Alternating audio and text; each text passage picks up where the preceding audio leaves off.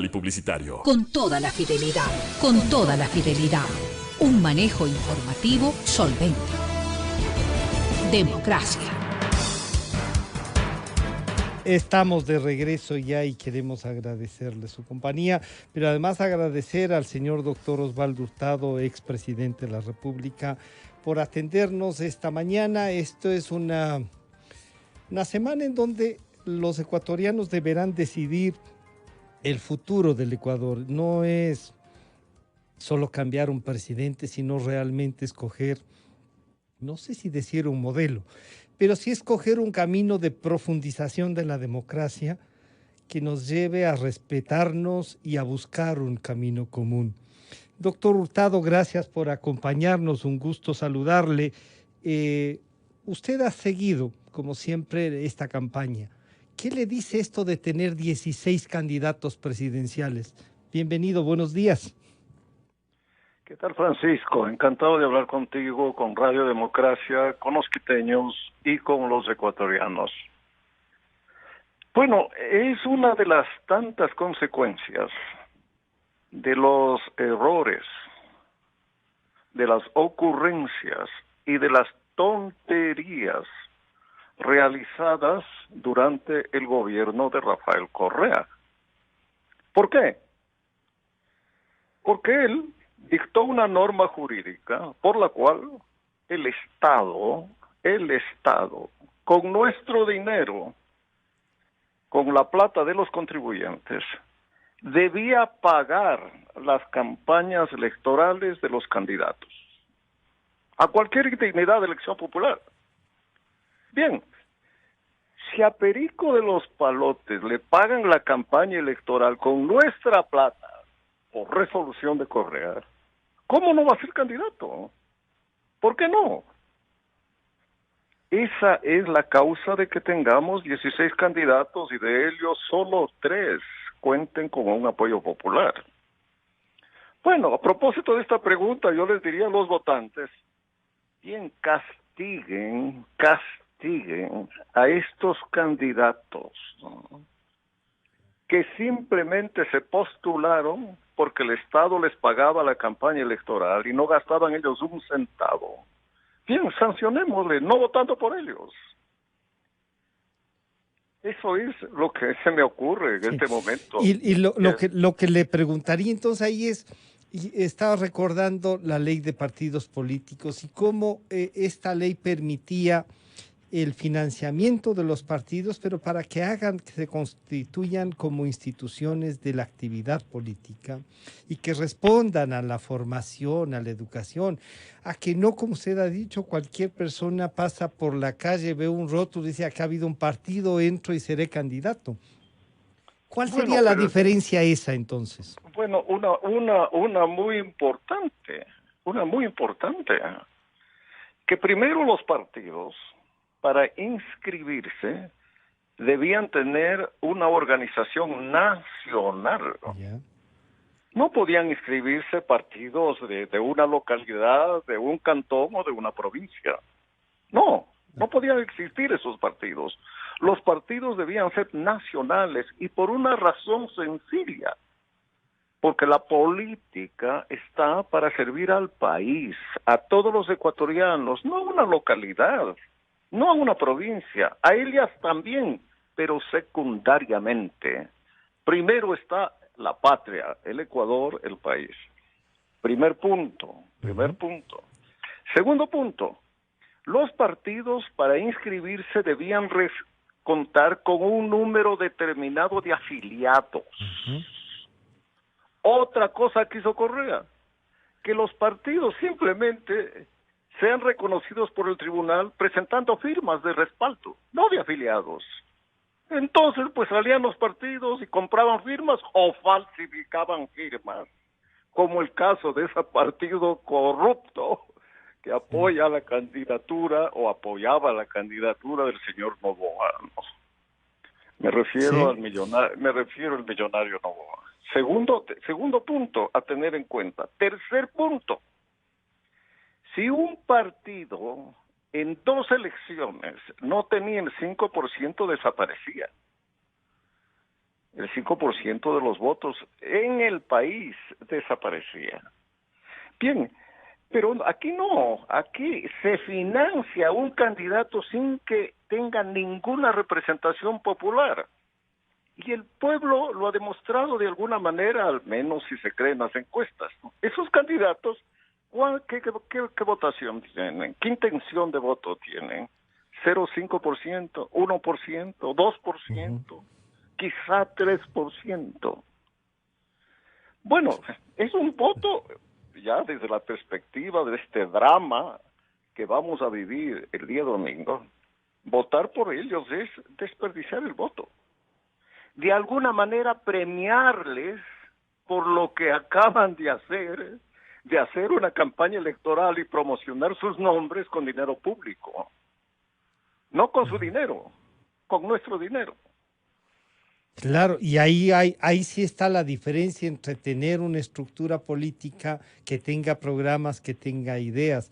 Pero destruyeron todo eso, doctor Hurtado, le trivializaron incluso a la ideología y la transformaron en una especie de lucha de clases. Y entre que creen en la democracia para llegar al poder y quedarse, y entre que convocan a otras fuerzas para limitar la democracia en sí. ¿Cómo entendemos esto? ¿Qué está detrás? Este modelo distinto que a ratos parece que se abrió una puerta en el Ecuador, pero que quieren volver y volver con fuerza. Bueno, ¿qué existe en Nicaragua? Donde gobierna el socialismo del siglo XXI. Esto es la ideología de Correa y la ideología de Arauz y la ideología de todos los correístas que todavía existen en el Ecuador. ¿Qué pasa en Nicaragua? Bueno, en Nicaragua el matrimonio Ortega, porque resulta que el marido es presidente y la mujer es vicepresidente. A eso llegan, a eso llegan. Bueno, el matrimonio Ortega lleva tres elecciones fraudulentas en las que ha sido elegido presidente. 3. Determinada por organismos internacionales o por organizaciones de la sociedad civil de ese país. Ese matrimonio, ¿no? Sí. Ha eliminado todas las libertades y derechos. Ha asesinado a centenares de nicaragüenses que salieron a las calles a protestar. Eso ha hecho el coideario, el amigo, el socio de Correa y Arauz de Nicaragua. ¿Qué es lo que ha hecho Maduro en Venezuela? No voy a repetir para no perder tiempo. Quienes me escuchan saben, ¿no?, que esa atroz dictadura en el país más rico de América Latina ha obligado a emigrar a 5 millones de venezolanos a pie, con sus niños, durmiendo en las calles. Los venezolanos que disfrutaban y presumían de tener el mejor nivel de vida de América Latina, hoy piden caridad. 5 millones de venezolanos. Bien, ¿por qué ha de ser el próximo gobierno del Ecuador, si fuera el de Arauz, diferente al de Ortega y diferente al de Maduro? ¿Por qué? Ortega es convidado mensual de Maduro. Altos funcionarios del gobierno de Correa y hoy miembros de la campaña de Arauz han estado en Nicaragua respaldando al gobierno de Nicaragua, nada menos que los cancilleres del gobierno de Correa.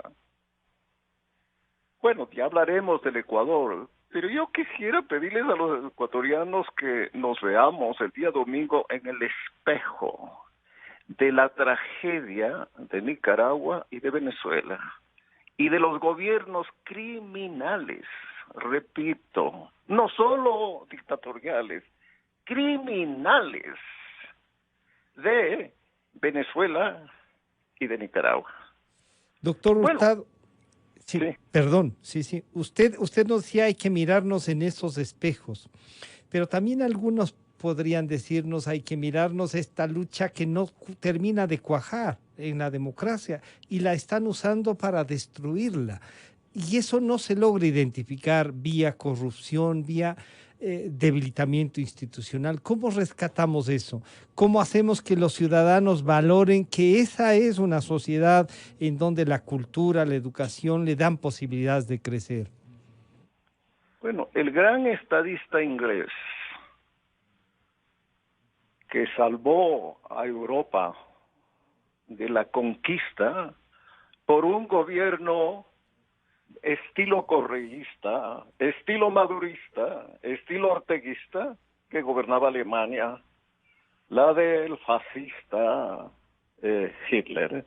Bueno, el estadista inglés Winston Churchill dijo que la democracia es el peor sistema de gobierno con excepción de todos los demás. ¿Qué quiso decir ese genio de la política británica? Que la democracia tiene defectos, que la democracia comete errores, que la democracia es imperfecta, pero que los otros sistemas políticos son peores, porque al menos la democracia no tortura, no mata, no convierte a su pueblo en muerto de hambre. La democracia respeta a los individuos, castiga a los culpables. ¿Hay corrupción en la democracia? Sí, hay, pero es una corrupción excepcional y los corruptos son perseguidos y castigados. Hoy, mire, hoy, la prensa de Guayaquil indica que gerentes de la compañía de seguros Sucre, compañía del Estado, han sido condenados en Estados Unidos. No por jueces enemigos de Correa. Ni siquiera esos jueces deben saber de la existencia de Correa. ¿Los condenas por qué? Por ladrones. Por ladrones.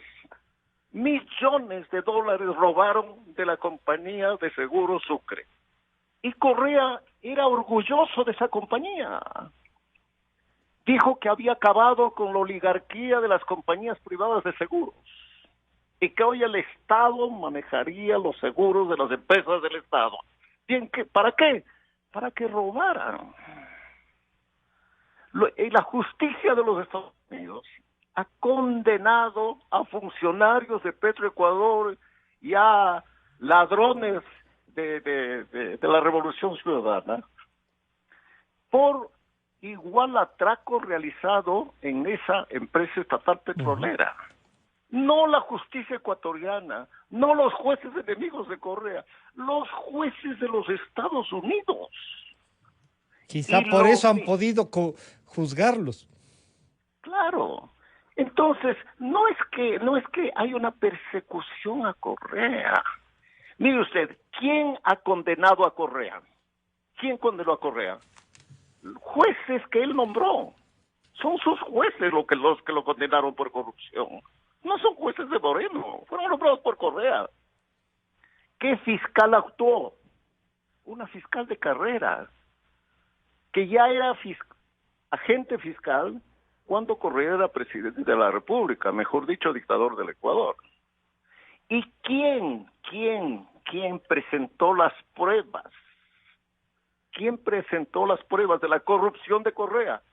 Su secretaria, no sus enemigos, no sus opositores, no sus adversarios, su secretaria, persona de la más absoluta confianza de Correa, fue la que incriminó a su jefe, diciendo que él le ordenó llevar un registro escrito de los sobornos que pagaban las compañías constructoras para obtener contratos. Sobornos que iban a la caja de Correa, de Alianza País, del vicepresidente y de sus amigos. Esta corrupción que usted dice nace desde adentro mismo, su denuncia, su comprobación. pero que además en el sentir popular se hablaba, pero cuando ya lo ratifican y ratifican los jueces, ¿valora el pueblo ecuatoriano, expresidente? ¿Usted cree que eso tiene un peso? Porque lo normal es que nos digan políticamente, la corrupción no tiene en realidad un peso. ¿Valorarán los ecuatorianos este esfuerzo de perseguirla, de enjuiciarla, o se vuelven con este discurso que hacen como los victimarios? Y esto que es terrible, robaron pero hicieron obra. Y claro, nos dice, ¿y qué obras serán, doctor? Bueno, yo creo que quienes votan por Correa no les importa que el presidente, que el vicepresidente, que los ministros roben. No les importa. Porque si les importara, no votaran por Correa. Digo, no votaran por Correa porque es evidente, pues, ¿no? Que este muchacho Arauz va a ser un muchacho de Correa, pues, para cumplir los mandados de Correa. Y no tiene que estar Correa aquí en Quito, y no puede estarlo, ¿no? Porque inmediatamente debe ser tomado preso por corrupción, está sentenciado. Pero para eso existe el Internet, etcétera. Pero vayamos al punto, ¿no? Bueno, el domingo entonces, yo diría, ya yo no les hablo a los votantes por Correa, ¿no? Si ellos no les importa la corrupción de Correa, de Glass, de una docena de ministros, algunos funcionarios de ese gobierno condenados en Estados Unidos por jueces gringos, bien, pues, entonces están diciéndole al señor Arauz, si el muchacho Arauz es elegido presidente, robe usted como su jefe. Robe nomás. Y a quienes nombre ministros, los electores están diciendo, a nosotros no nos importa eso, por eso hemos votado por ustedes. Bien, pero yo no quisiera hablarles a ellos, pues, ¿no? Yo quisiera hablarles a los ecuatorianos que han pensado anular su voto, o que han pensado votar en blanco, o que están votando por esos 13 candidatos, que tendrán el 1%, el 2%, el 3% o el 0%. Yo quiero dirigirme a ellos. Esta es una hora crucial del Ecuador. No pueden votar nulo. No pueden votar blanco. No pueden desperdiciar su voto colocando en las urnas el nombre de estos 13 candidatos que van a obtener el 1, o el 2 o el 3%. Cuando está de por medio la posibilidad, ¿no?, de que tengamos un gobierno democrático, tengamos un gobierno con las ideas económicas al día, tengamos un gobierno de personas capaces, y que si esas personas y si esos gobernantes cometen errores, tengamos un sistema político capaz de sancionarlos. Porque si el chico Arauz llega a la presidencia, pues acuérdense de Correa, pues, acuérdense, control de los medios de comunicación, persecución a los opositores, incluso a quienes en la calle le levantaban un dedo o le daban yuca o le gritaban abajo Correa. Él se bajaba a pegarlos, los hacía apresar, los llevaba a la cárcel. Pongo estos ejemplos gráficos para recordar a los ecuatorianos que no tienen en cuenta esto, y votando nulo o votando blanco o votando por los candidatos chicos, bueno, van a facilitar el triunfo, pues, del muchacho Arauz, sí, que ha anunciado que una de sus primeras medidas será perdonar la corrupción de Correa. Él ha anunciado, él lo ha dicho. Bien, ecuatorianos, cuando él sea elegido, entonces Correa se quedará con sus millones de dólares en sus cuentas, Glass igual, porque no solo tiene que perdonar a Correa, pues, tiene que perdonar a Glass. Y a todos tiene los que otros. perdonar a 6 u 8 ministros que están prófugos o están en prisión. y tiene que perdonar a los empresarios que participaron en esos actos de corrupción. A todos ellos. ¿Por qué solo le va a perdonar a Correa, no? Mediante un indulto. Se ha dicho que indulto no. Y una cosa que es más dura, digamos, para entenderla, claro. Ha ¿Aló? dicho que los propios jueces serán los que van a activar, doctor Hurtado. No va a darle indulto, sino que los propios jueces tendrán que rectificar, ha dicho el señor Arauz. Bueno, claro. Mire entonces, ¿qué es lo que hacía Correa? Correa, los sábados, ordenaba a los fiscales enjuiciar y a los jueces condenar. Bueno, Arauz está haciendo lo mismo. ¿Qué va a hacer él? No él, ¿no? Sí. Correa les llamará por teléfono y les dirá, ordena al juez que me declare inocente. Bueno, oigan, ecuatorianos, estamos volviendo al siglo XIX, al gobierno de Ignacio de la Cuchilla, también conocido por el nombre de Ignacio de Ventimilla. Estamos volviendo a las tiranías del siglo XIX y este es un Ecuador del siglo XXI, en el que casi no existen analfabetos, en que todo niño va a la escuela, en que saben los más pobres leer, escribir, sumar y multiplicar, que no sabían hace 30, 40 años. ¿Cómo vamos a tener un gobierno de un Ignacio de la Cuchilla del siglo XXI? Pero ahí está, hay una gran propaganda, hay una gran presencia pública. Este modelo de las redes sociales, y usted nos decía al inicio el tema de las encuestas y si creemos en ellas. Y claro, usted como hombre de ciencia política sabe que las encuestas son una fotografía del momento que pueden llevar a intención, sí, pero también que hay una especie de voto vergonzante o voto oculto, o estas indecisiones todavía que comienzan a ver entre izquierda y derecha y se quieren declarar de izquierda y por lo tanto progresistas. ¿Cómo reflexionar con ellos, doctor Hurtado? Bueno, en las elecciones de hace 4 años, de lo que yo recuerdo, todas las encuestas dijeron que Guillermo Lasso Ganaría.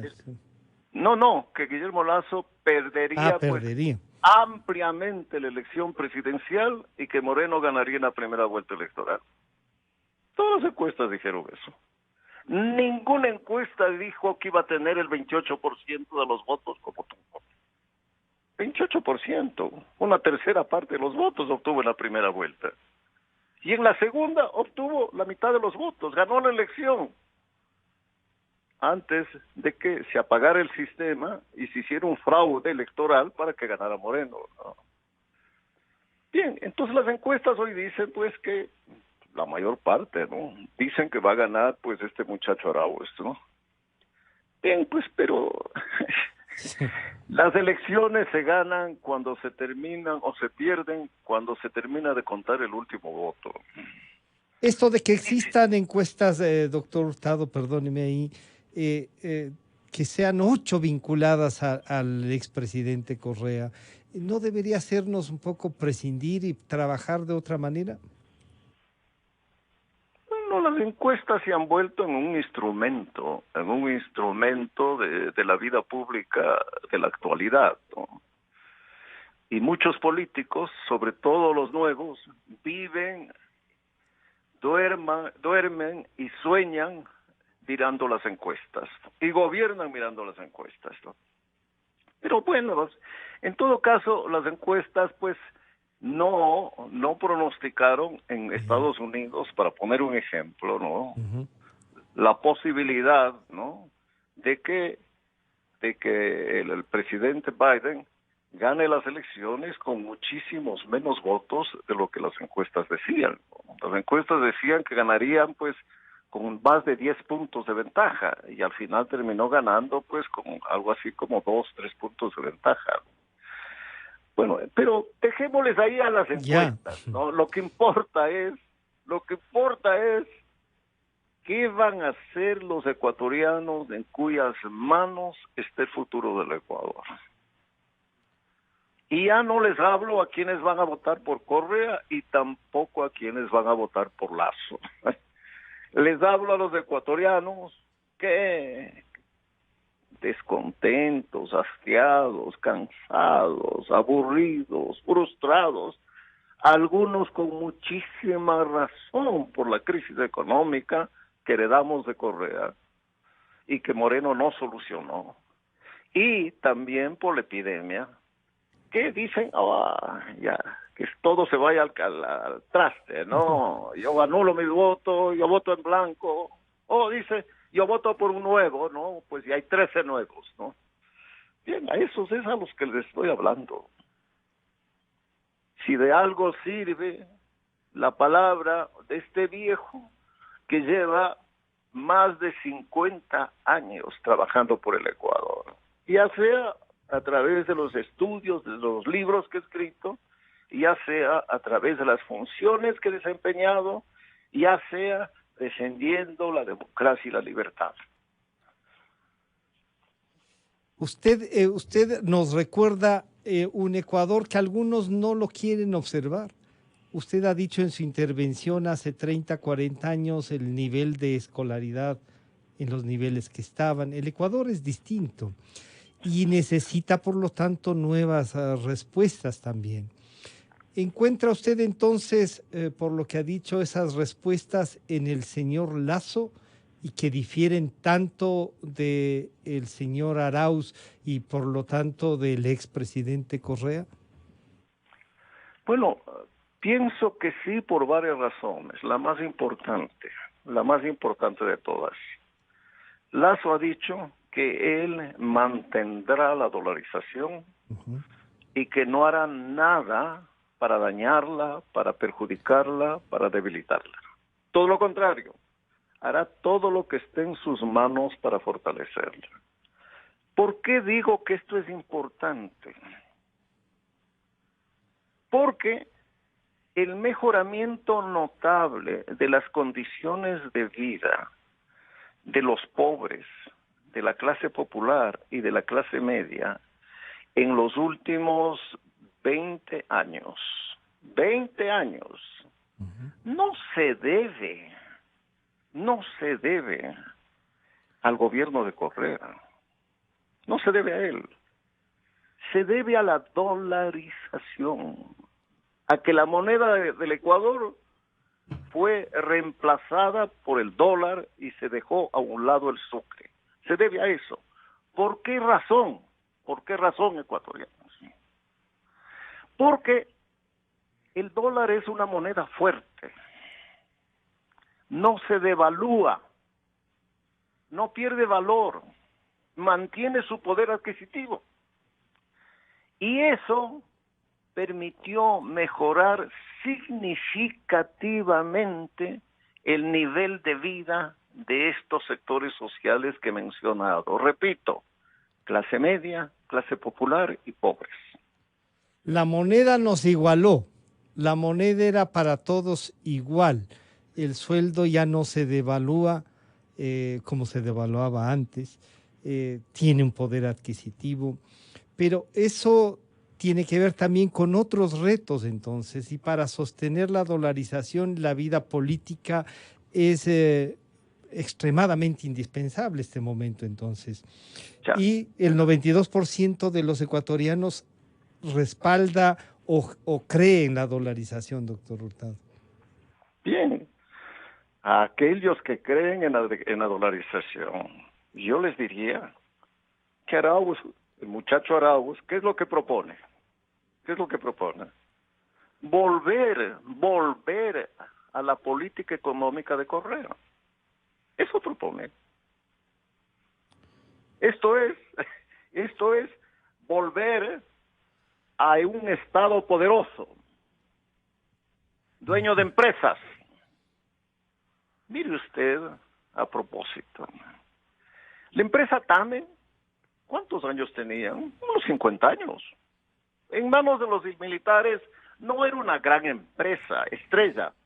pero era una buena empresa, no generaba pérdidas. Correa la pasó al gobierno. ¿Dónde está TAM en este momento? Ya no existe. La quebró. Imagínese usted, la quebró. Bueno, ese tipo de política económica que quiebra empresas, elimina empleos. Si eso hace con las empresas públicas, ¿qué pasará con las empresas privadas? Yo no quiero levantarme temprano el día lunes si es que el muchacho Arauz es elegido presidente. Porque ya supongo lo que va a pasar. Va a haber pánico económico en todos los que invierten, en todos los que ahorran, en todos los que se han endeudado, Pero volvamos al punto anterior. Entonces, la política económica de Lazo me parece que está dirigida a preservar la dolarización. Primer punto. Segundo punto, va a estar dirigida a poner orden a la economía y a promover el crecimiento de la economía. La economía está estancada ya 3 o 4 años. La causa del desempleo que hoy en este momento existe es porque la economía no crece, porque la economía ha decrecido el año pasado y estuvo estancada en los años anteriores. Entonces hay que hacer que la economía marche y comience a crecer, porque cuando la economía crece, se ofrecen empleos. Y la mejor manera de que un pobre salga de la pobreza no es con que le den $1,000. Pero es atractivo en un momento tan difícil que le digan $1,000. Porque quien tiene un empleo deja de ser pobre. Tiene dinero para enviar a sus hijos a la escuela, para comprarles cuadernos, libros, para alimentarlos, para vestirlos, para pasear el fin de semana. Esa es la razón que me parece muy importante tener en cuenta, contestando a tu pregunta sobre la candidatura de Guillermo Lasso. Y después uno se pone a pensar en esta oferta que usted nos recuerda de los $1,000 y dice, bueno, a mucha gente puede pensar, bueno, por ahora $1,000 me saca de muchos apuros. Es para 1,000,000, los 17 millones de ecuatorianos que esperen, pero dice, bueno, 1,000,000 es para 4, entonces, porque si es para 1,000,000 de familias. ¿No les resulta atractivo eso para una buena parte de los ecuatorianos? ¿Y cómo reflexionaríamos a esta dádiva generosa, doctor Hurtado? ¿De dónde van a venir la plata? Imaginémonos. Bueno, primero el dinero no existe para hacer eso. No existe. A no ser que mediante un acto dictatorial el nuevo gobierno se apodere del dinero que está depositado en el Banco Central, que es dinero ajeno, no es del gobierno. Una parte de ese dinero es de los clientes de los bancos, de los depositantes. Los bancos reciben ese dinero y por seguridad una parte de ese dinero lo ponen en el Banco Central.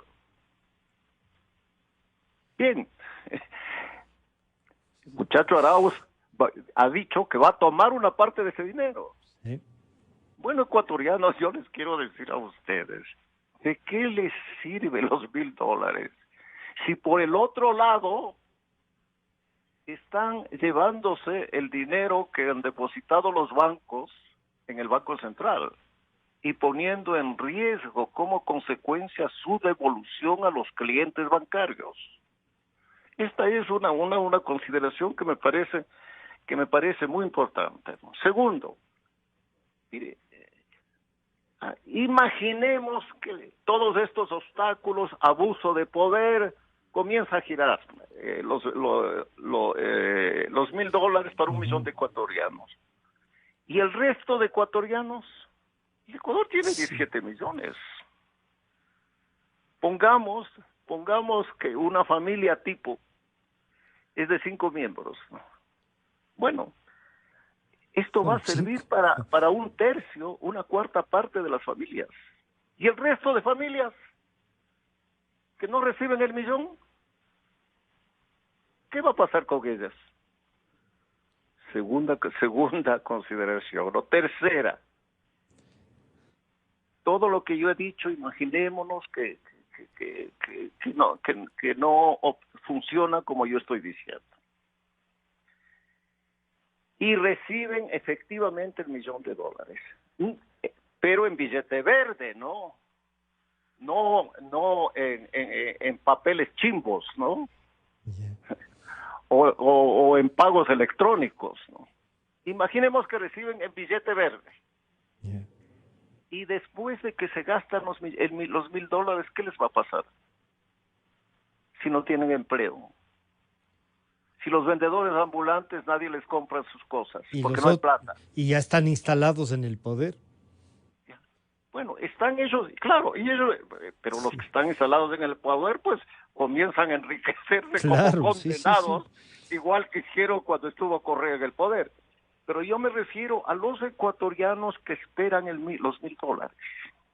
Una vez que reciben los 1.000 y se acaban los 1.000 y no hay empleo y colapsa la dolarización y nadie le presta dinero al Ecuador, porque Araúz ha dicho que va a romper con el Fondo Monetario Internacional. Y aunque no rompa, es una candidatura que va a generar una desconfianza internacional. ¿Por qué? Porque también ha dicho que no aceptará el pago de la deuda con los inversionistas extranjeros. Bueno, va a parecer que todo lo que yo digo pues resulta exagerado, ¿no? Pero no soy persona que a lo largo de mi larga vida pública me haya caracterizado por exagerar los problemas, ¿no? Por sembrar el miedo. Siempre he buscado hablarles pues con el respaldo de la realidad, de los hechos, de las cifras. Doctor Hurtado, yo sí quiero que un tema que se ha tratado tanto en la revista Semana como por el propio presidente Moreno el día de ayer, le pido que le escuchemos algo de lo que decía el día de ayer el presidente Lenín Moreno. ¿Usted cree que el expresidente Rafael Correa tiene o tendría vínculos con la guerrilla del ELN y de las FARC? No lo dudo, bajo ninguna circunstancia. Lo que propició siempre, supuestamente, la paz que estaba pregonando, por ejemplo, las FARC.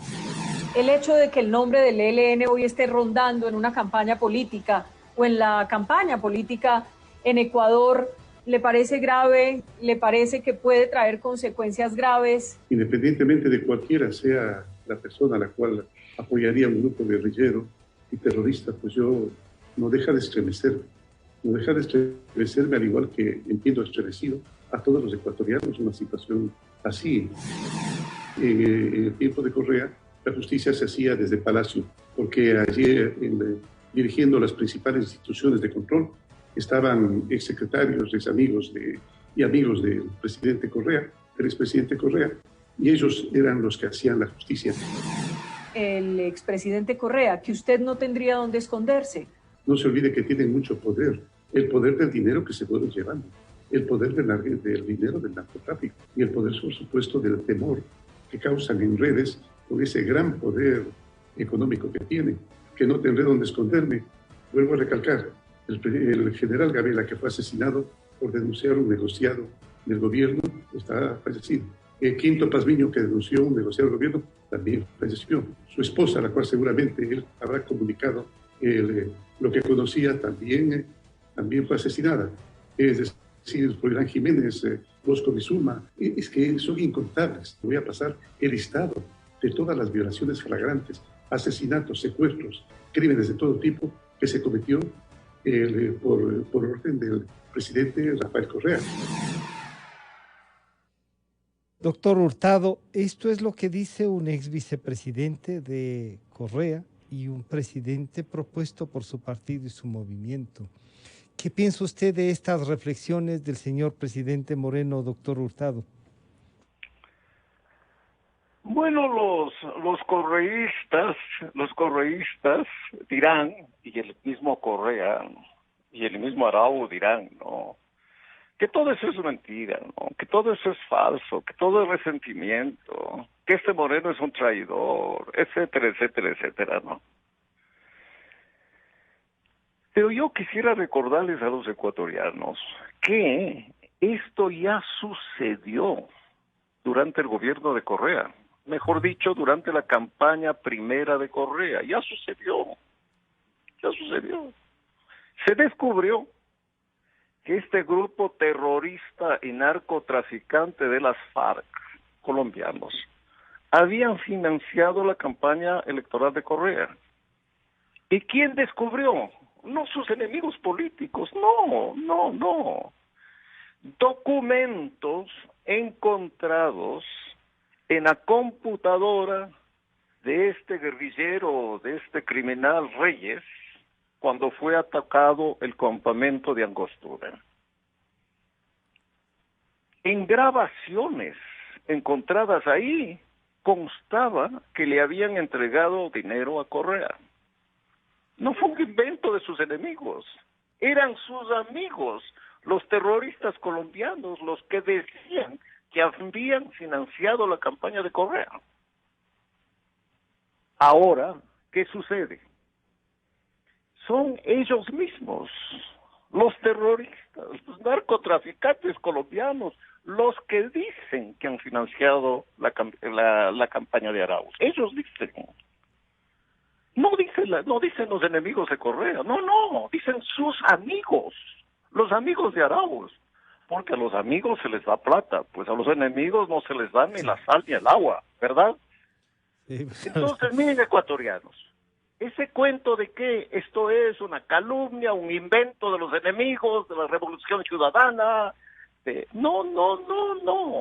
no. Son los terroristas y narcotraficantes colombianos los que confiesan. Tanto que le dieron a Correa dinero para su campaña electoral, como que le han dado hoy día a Arauz dinero para su campaña electoral. Bueno, otro mensaje que quisiera decir a los votantes del nulo, del blanco y de los candidatos chicos. Bueno, quieren tener como presidente a alguien que le debe favores a los narcotraficantes terroristas colombianos. Es una pregunta que podría, digamos, por lo menos invitarnos a meditar. Doctor Hurtado, entonces usted está claro y va a votar por lo que podemos escucharle, va a votar por el señor Lasso y además está invitando a que voten por él. ¿Qué podemos hacer? Ya, el domingo se resuelve el tema. Usted dice, no me quiero levantar con una mala noticia, pero parecería entonces que sí va a haber segunda vuelta. ¿Cómo identificar? Ahí sí ya dos posiciones de país. ¿Qué país queremos? Y está la decisión de los ecuatorianos. Su decisión está tomada por lo que le hemos escuchado. ¿Y por qué deberíamos entonces seguirle? Bueno, yo soy un votante de Lasso de antigua data. Ya. Voté por él en su primera campaña presidencial de hace 8 años. Voté en la segunda hace 4 años. Y voy a votar por él en esta tercera. Voy a votar por él. ¿Por qué voy a votar por él? Por todas las razones que acabo de indicar. Y por una más. Gobernar el Ecuador en los próximos años va a ser algo bastante más difícil, más complejo y más retador de lo que fue cualquiera de las épocas en que gobernaron otros presidentes del país. Incluso cuando yo goberné el país, que tuve que enfrentar una gravísima crisis económica cuyos detalles no voy a mencionar, ¿no? Bien, hoy la circunstancia es de miedo. Esa es la realidad. Crisis económica, en los términos que hemos hablado en esta entrevista. Esto es caída de la actividad económica, estancamiento económico, desempleo, pobreza, indigencia. Y la muerte de alrededor de 40.000 ecuatorianos. Porque la única estadística que vale en esta materia es la comparación de las muertes ocurridas en el año 2020 con las muertes ocurridas en el año 2019. Pues 40.000 ecuatorianos han muerto. El otro día en una entrevista decía, ¿cuántos murieron en los enfrentamientos fronterizos con el Perú? Decenas. ¿Cuántos han muerto en accidentes de tránsito? Bastante, muchísimos menos en un año. Y los accidentes de tránsito es una tasa muy alta, causa de muerte. Bueno, 40.000 han muerto. Y pueden seguir muriendo muchísimos más. Bien, entonces, el próximo presidente tiene que ser, pues, alguien que nos dé unas garantías mínimas de que está preparado, que tiene un buen diagnóstico de la problemática nacional, sanitaria, económica, y está dispuesto a tomar las decisiones para poner al país en marcha. ¿Qué fue? Perdónenme, ecuatorianos que hablan en primera persona, ¿qué es lo que yo hice? Superé la crisis y cuando terminó mi gobierno la inflación caía, la moneda, el sucre, que se había devaluado, se estabilizaba y crecía la economía al 4%. Bueno, algo parecido tiene que hacer el próximo presidente, ¿no? Poner a la economía a crecer para que haya empleos y se reduzca la pobreza de esta manera. No con dádivas del gobierno, sino mediante el esfuerzo de cada ecuatoriano que tiene condiciones que recibe condiciones para educarse y para trabajar y para producir y para ganarse la vida. Por eso yo creo que es la persona adecuada. Usted saldrá entonces el día domingo decidido a votar. ¿Vota en Quito, doctor Hurtado? Sí, voto en Quito, donde siempre, en el Colegio 24 de Mayo. Y yo ya no estoy obligado a votar. Estoy en el grupo de viejos que nos contamos, que nos contaminamos, que nos contagiamos con facilidad. Para mí el riesgo es más alto que para el resto de ecuatorianos, pero yo voy a ir a votar. ¿Por qué? Porque el deber cívico, el compromiso por el Ecuador no puede estar pues supeditado pues al riesgo que yo pueda correr. Un expresidente no corre riesgos, no cumple con su deber hasta el último. Y eso usted ha dado muestras. No le voy a recordar las muestras que ha dado porque el país los reconoce.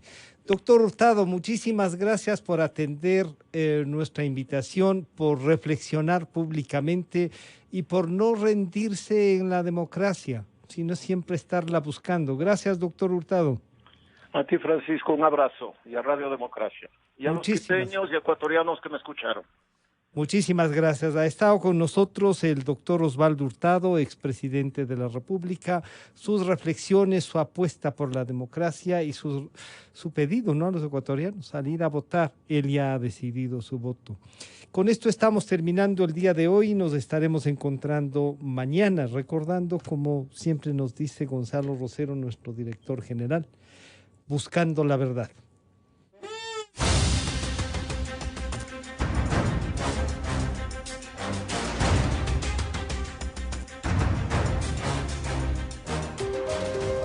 Calidad,